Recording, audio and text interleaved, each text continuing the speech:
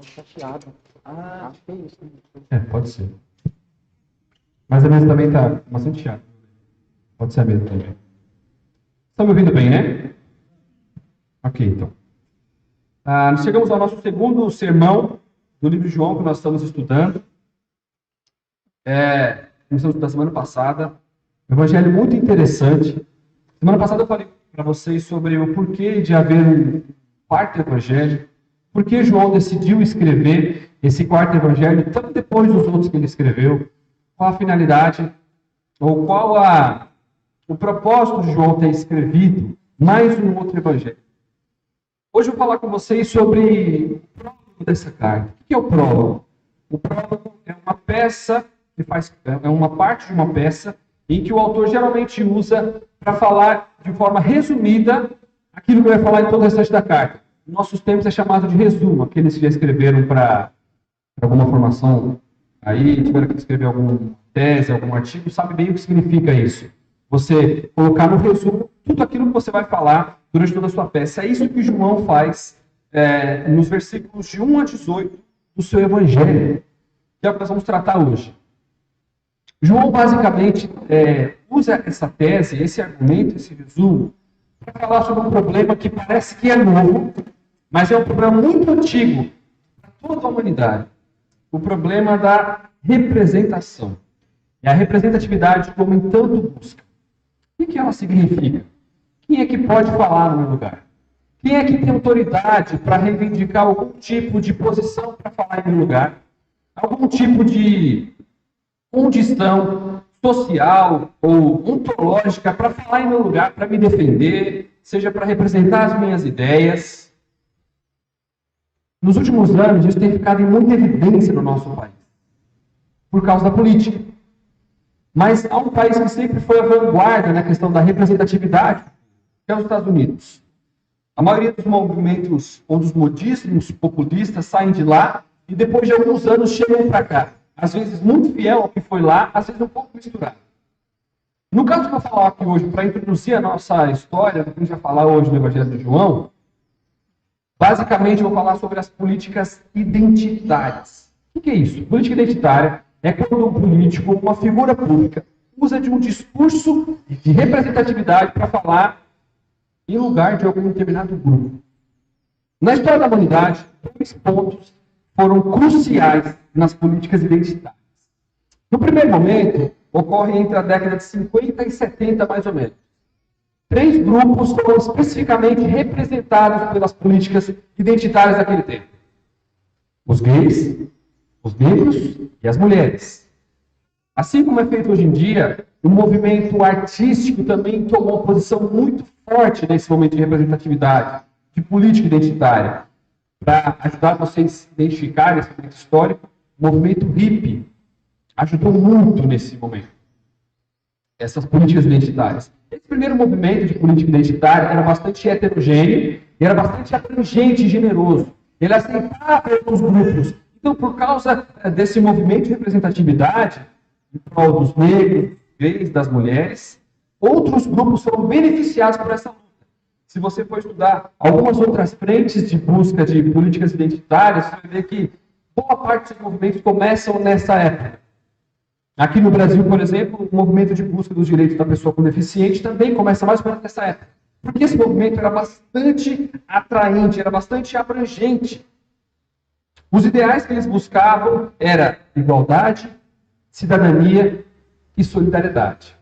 Basicamente era, vocês não têm quem fale por vocês, então nós vamos falar no seu lugar.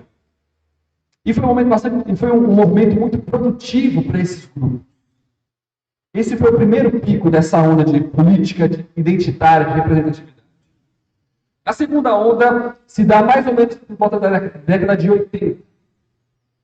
Esse movimento sofre uma mutação. E agora, esses grupos não querem mais um representante geral para falar sobre eles. Agora, cria-se a ideia de que você não pode falar no meu lugar porque você não é quem eu sou. Talvez, nos dias de hoje, você reconheça esse movimento com a ideia do lugar de fala. Então, se antes um grupo que representava especificamente 3 grupos conseguiu abranger direitos de muitas outras minorias. Agora, na década de 80, esses grupos não querem mais que uma pessoa fale por eles. Cada grupo criou uma própria facção para se representar. Essa singularidade representativa, obviamente, cria muita divisão. Entre essas facções, surgem muitas outras. Se antes esse movimento representou as mulheres, os homossexuais, os negros, agora os negros querem falar por si mesmos. E dentro desse grupo, ocorrem muitos outros grupos. Um exemplo disso foi agora na eleição americana, em que uma das falas do candidato que venceu a eleição foi que os negros não eram representados pelo partido que antes tinha o poder. Em contrapartida, uma boa parte, talvez a maioria, dos prefeitos de cidades pequenas americanas são negros. Então criam-se pequenas facções dentre esses próprios grupos, porque, na verdade, o problema ali era um problema de representatividade. Ninguém pode falar em lugar de ninguém, porque cada pessoa é singular nos seus desejos, na sua ontologia, na sua maneira de viver e de chegar. Mas em relação a direitos, isso muda. Mas em relação às mazelas sociais do homem, isso muda. O problema dessas políticas identitárias, o porquê delas falharem, é porque elas não focaram no principal problema do homem, na principal mazela do homem, que é o pecado. O homem não trata mal o seu semelhante porque o seu semelhante é de cor diferente, ou porque ele é mais frágil, ou porque ele pensa diferente na vida. O homem trata mal o seu semelhante porque ele é pecador. O homem persegue, o homem, às vezes, age com preconceito em relação a outra pessoa por causa do pecado. E o pecado gera outros tipos de prática. O problema principal nosso é pecado. Se no nosso casamento a falta de cordialidade, gentileza, de amor entre os dois, não é porque uma mulher e o outro é homem, é por causa do pecado. Se nas nossas relações de trabalho isso ocorre também, não é por causa da ontologia do outro, mas é por causa de pecado.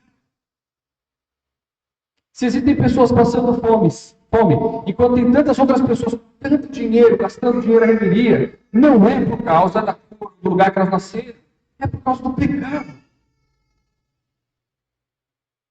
João, então, nos responde quem é esse que pode ser o nosso representante. Não por política identitária, mas por representação ontológica. Aquele que abriu mão da sua glória, como diz lá em Filipenses, e tomou o nosso lugar. Se fez homem, se humilhou, a ponto de morrer a morte mais cruel que existia naquele tempo, mais humilhante que existia naquele tempo, que a morte de Cristo é o representante do homem na maior mazela social que existe, que é o pecado. Por que é que Cristo pode representar o homem no seu maior problema? Se você for comparar as introduções de todos os evangelhos, Mateus, Marcos, Lucas e João, você vai ver que os 3 primeiros evangelhos tratam da genealogia de Jesus. Mostram como ele era Deus ou o Messias por direito pelo seu nascimento, pela sua genealogia. João, como eu falei semana passada, dá um salto na história. E puxa a origem, mostra a origem do nosso Messias, do nosso Cristo, do nosso Deus, além da história. Como ele diz no versículo 1 de João, no princípio era aquele que é a palavra. Ele estava com Deus e era Deus. Cristo é o nosso representante porque ele é o próprio Deus. Aqui há uma diferença considerável no porquê, ou um destaque considerável do porquê João diz logo no começo que no princípio era aquele que a palavra, ele estava com Deus, ele era Deus. Naquele tempo, como eu falei semana passada, havia uma heresia que estava crescendo muito forte, principalmente o maior problema dela é porque ela estava dentro da igreja, atuando muito forte dentro da igreja. Essa heresia, que mais tarde veio se consolidar como o gnosticismo que nós conhecemos do 2º e 3º século, dizia que, basicamente, era uma mistura entre o judaísmo e a filosofia grega. Dizia que a parte material do homem é boa e a parte material do homem é má. O corpo é ruim, o corpo é uma prisão. Já o espírito é bom. Diante dessa realidade, um Deus bom nunca encarnaria nunca se tornaria homem, se faria carne em lugar dos seus servos. Porque esse corpo, teoricamente, seria uma prisão. João combate essa ideia dizendo que ele é o próprio Deus. Ele estava desde o princípio, antes que tudo existisse, antes que a nossa maneira de enxergar o mundo existisse, ele já era Deus. Se você ler o primeiro versículo do Evangelho de João e o primeiro versículo de Gênesis, você vai ver uma semelhança. João está mostrando aqui uma nova criação. Como a criação que é feita em Gênesis surgiu do caos à ordem, agora essa nova criação surge no meio da escuridão. Essa palavra que João usa, no princípio era a palavra, ou era o verbo, dependendo da tradução que você usa, e a melhor tradução seria verbo mesmo, é uma palavra muito conhecida no Antigo Testamento. No Antigo Testamento, ela representava a criação, revelação, salvação e sabedoria de Deus. Essa palavra trazia consigo, nesse significado hebraico, a ideia de um Deus criador, de um Deus que se revela, de um Deus que salva, de um Deus que é soberano sobre todas as coisas. Em contrapartida, no contexto grego, que é o contexto que João vivia e é a língua que João escreveu, a ideia de logos representava o que a mente significa, o entendimento, talvez a personificação da sabedoria. É isso que João está dizendo para a gente. Só ele poderia nos representar desse jeito, porque ele é o próprio Deus, a própria sabedoria, o próprio. Ele estava com Deus porque era Deus. Quem melhor representante que o homem pode ter do que aquele que é Deus? Aquele que sabe ver todas as coisas, sabe exatamente tudo aquilo que a gente precisa, é o nosso representante. Em primeiro lugar, Cristo é o nosso representante porque Ele é o próprio Deus. Em segundo lugar, porque Ele é o Deus Criador. Como eu disse aqui, João está descrevendo uma nova criação. Se no primeiro lugar, o homem se rebelou contra Deus e não havia quem o salvasse, ele foi expulso da presença de Deus e agora está mergulhado em pecado e trevas. Agora João descreve uma nova criação, que surge também do nada. Porque ele mesmo vai dizer também que nós não poderíamos ir de encontro a Deus. Vamos reforçar essa ideia em Romanos e tantos livros, tantos escritos dele. Nós não poderíamos buscar a Deus por nossa causa. Essa nova criação, essa nova vida que Deus oferece também surge do nada, sem que nós a propusemos, sem que nós a busquemos. Jesus é o nosso representante também, porque Ele é o Deus da vida. Como o mundo que foi criado, da ordem ao caos, agora a vida oferecida por Cristo vem de encontro ao homem decaído e entregue às trevas. Olha o que ele diz nos versículos 3 e 4. Todas as coisas foram feitas por intermédio dele. Sem ele, nada do que existe teria sido feito. Nele estava a vida. E essa era a luz dos homens. A luz brilha nas trevas. E as trevas não. Lembra lá em Gênesis, quando o Senhor Deus, pelo poder da sua palavra, diz: haja luz em meio ao caos, em meio às trevas. E as trevas não puderam resistir quando ele disse para haver luz.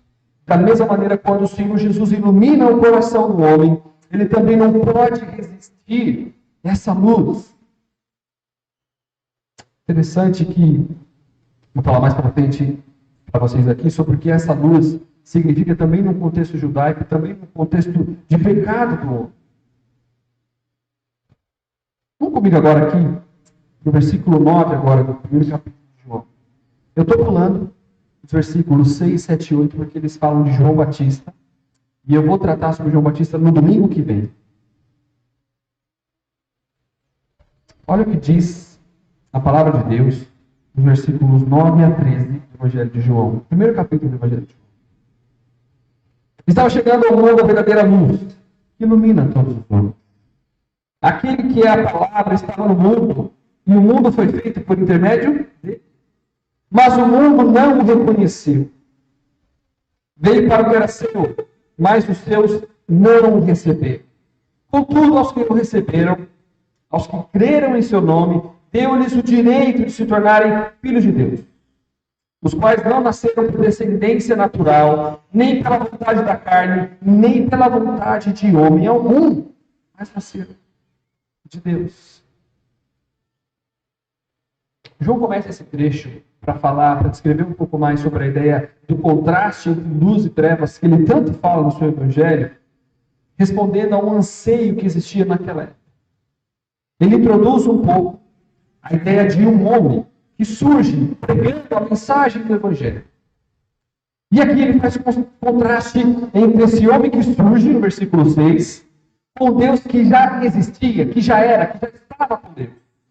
Então, João não poderia ser o próprio Cristo, porque João surgiu, mas Cristo já estava. Cristo já era. Cristo sempre existiu.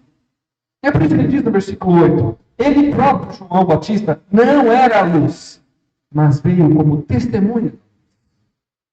Estava chegando ao mundo a verdadeira luz, a luz de verdade, que ilumina todos os homens.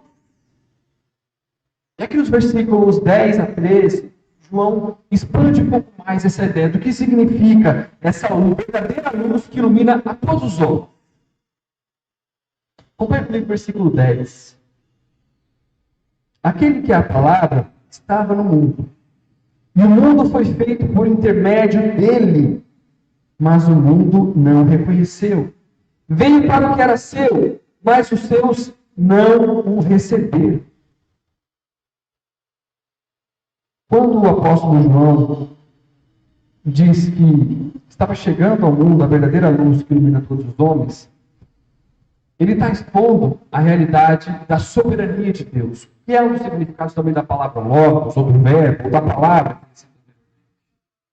Deus, como Deus soberano que é, somente Ele pode olhar para todo homem, e quando eu digo homem aqui eu quero me referir à raça humana, para todo homem enxergar todo homem de maneira igual, um pecador miserável. Mas diante da exposição à luz de Deus, à luz de Jesus Cristo, dois grupos podem ser encontrados nesse mesmo grupo de homens. Deus olha para toda a humanidade e vê toda a humanidade decaída. Mas quando ele expõe essa humanidade à luz de Cristo, ele automaticamente divide essa humanidade em dois grupos. O primeiro grupo, João descreve aí nos versículos 10 e 11. Aquele que é a palavra, que ilumina o mundo, que fez o mundo, mas o mundo não o reconheceu. Veio para o que é seu, mas os seus não o receberam.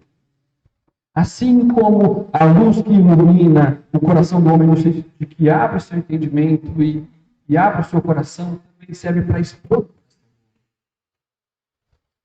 A luz também tem esse atributo. Ilumina as trevas e mostra o que há de mais feio, de mais terrível nas trevas. Quando Deus ilumina toda a humanidade, Ele traz à tona aquilo que nós realmente somos. A nossa capacidade de rejeitar a Deus por estarmos perdidos em meio às trevas. Por não conseguimos enxergar um passo além do nosso nariz, diante da eternidade. A luz que ilumina e abre os olhos do homem também é a luz que ilumina e expõe o coração do homem diante de todas as suas mazelas. E alguns desses viram as costas.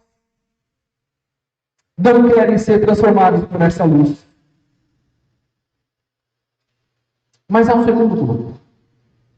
Contudo, aos que o receberam, aos que creram em seu nome, deu-lhes o direito de se tornarem filhos de Deus. Aqui João, numa frase única, parece descrever toda a história do nosso Evangelho. Aos que o receberam, aos que creram em seu nome, deu-lhes o direito de se tornarem filhos de Deus. Se nós não tínhamos condições de buscar a Deus por nós mesmos, como nós conseguimos crer em Deus? Como conseguimos receber a Deus? E essa é a grande maravilha e o grande milagre do Evangelho. Ao mesmo tempo em que ilumina os nossos olhos, ao mesmo tempo em que Ele abre os nossos olhos, que escamas caem dos nossos olhos, que o nosso coração é aberto, nesse mesmo exato momento, nós conseguimos crer no Senhor, porque Ele abriu os nossos olhos. E automaticamente também temos em Deus garantido o direito de nos tornarmos filhos de Deus. João usa uma palavra diferente do que comumente se usa para filho. Tem duas palavras que são usadas no grego para descrever filho. Huios e técnicos. A primeira se refere a mais à adoção. Paulo usa muito essa palavra para descrever a maneira como Deus nos adota como filhos. A segunda palavra deriva da palavra que significa procriação, ou daqueles que foram gerados filhos. Como que isso acontece? João, ainda expandindo a soberania de Deus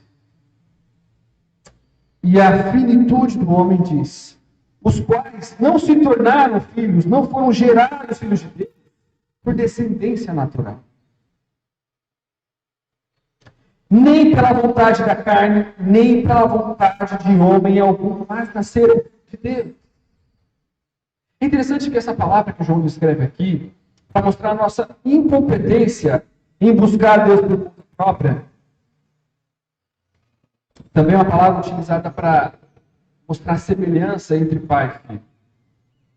A ideia é que aqueles que foram gerados por Deus, aqueles que receberam a Deus, tiveram o direito de se tornarem filhos de Deus, devem cada vez mais se tornar como Deus. Como filhos que se parecem cada vez mais com seus pais.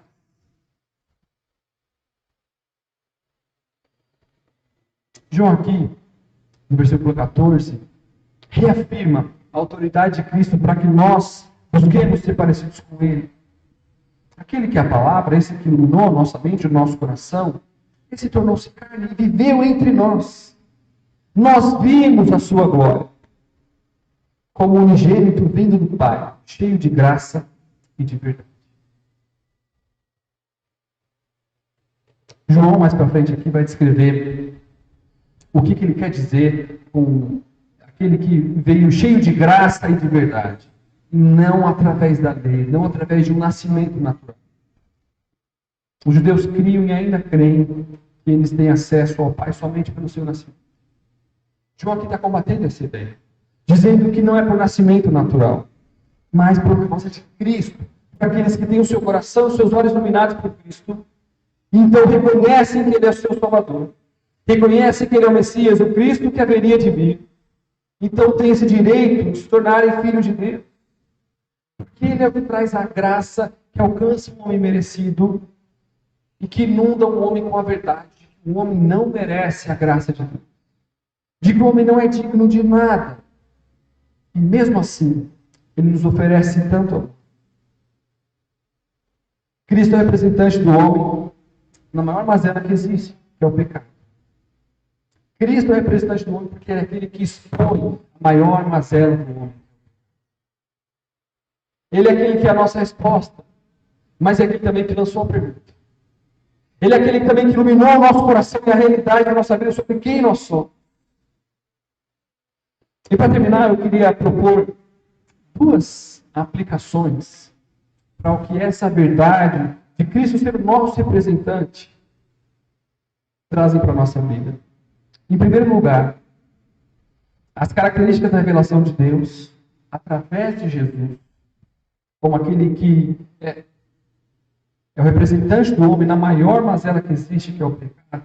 Em primeiro lugar, isso deve nos levar à adoração. A palavra que João usa aqui para dizer que ele viveu entre nós é a mesma palavra, uma palavra emprestada, como se ela fosse um neologismo do hebraico para o grego. É a palavra utilizada para representar o tabernáculo. Como se João estivesse dizendo, ele tabernaculou entre nós. O tabernáculo no Antigo Testamento era aquele lugar onde ficava o Santo dos Santos, no meio do arraial de Israel, no meio de todas as 12 tribos. Significava a presença de Deus, era a tenda do encontro, onde o homem se encontrava com Deus. Também para oferecer sacrifícios, para pedir perdão pelos pecados, mas principalmente para adorar a Deus. A diferença é que naquele tempo o homem tinha um representante, que era o sumo sacerdote, o único que podia entrar lá dentro.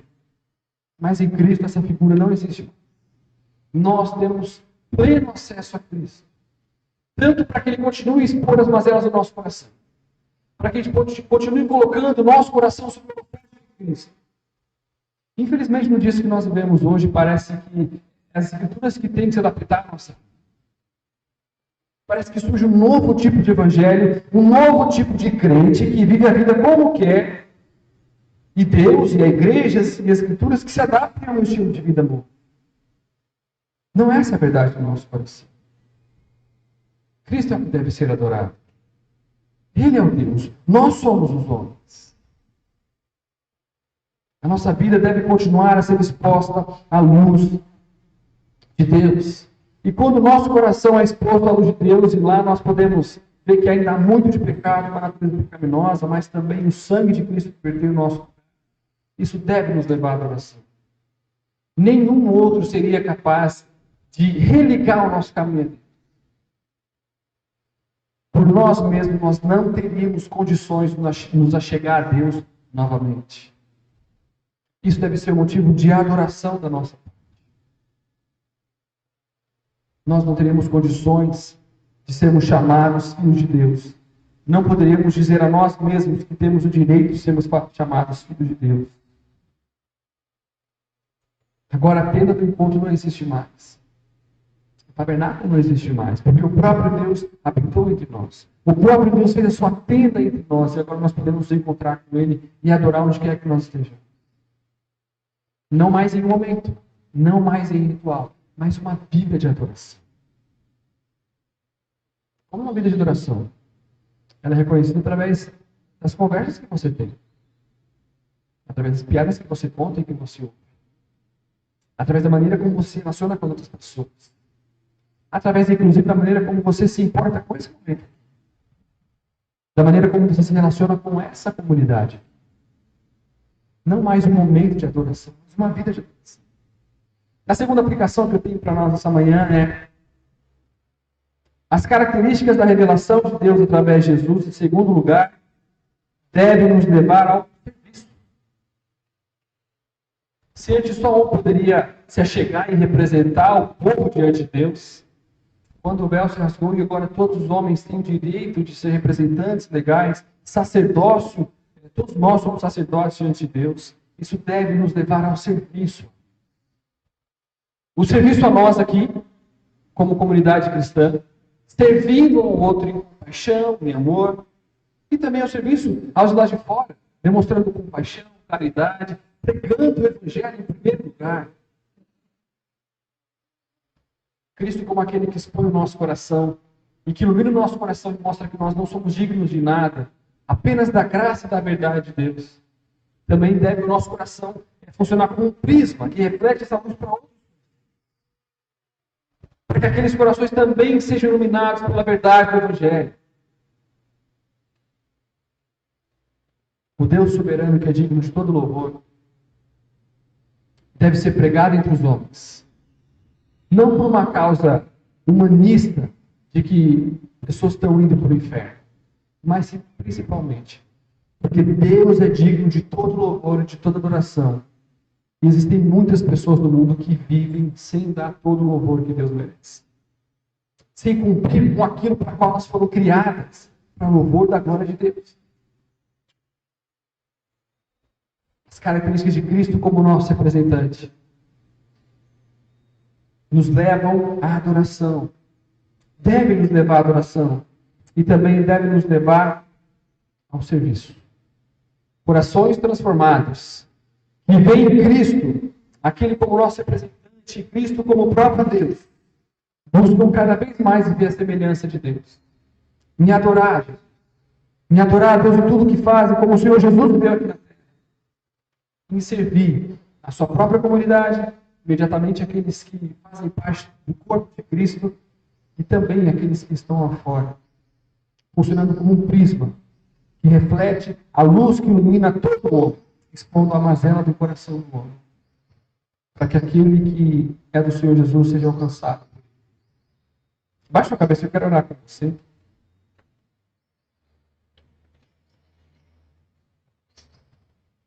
Senhor, nós somos gratos pela tua bondade, pelo teu amor. Amor representado tão lindamente pelo apóstolo João aqui nessas palavras, Senhor. Aquele que era o próprio Deus se fez carne e habitou entre nós. morreu em nosso lugar e ressuscitou para a nossa glorificação, para a nossa justificação. Esse mesmo continua vivo, não deixou de ser Deus. Onipresente, onisciente, onipotente. Reinando em nossos corações. Trazendo luz aos nossos corações. Expondo a realidade de quem nós somos. Pecadores miseráveis, mas alvos da graça de Jesus Cristo, em graça e em verdade. Deus, que outras pessoas possam ver a glória do unigênito através das nossas vidas. Que o nosso coração possa servir como um prisma a iluminar tantos outros corações, Deus. Expor a realidade de quem eles são também. Pecadores miseráveis, alvos da graça de Deus. Louvamos o teu nome, Senhor. Desperta o nosso coração para a adoração e para o serviço. Em nome de Jesus. Amém. Continuar louvando o nosso Deus.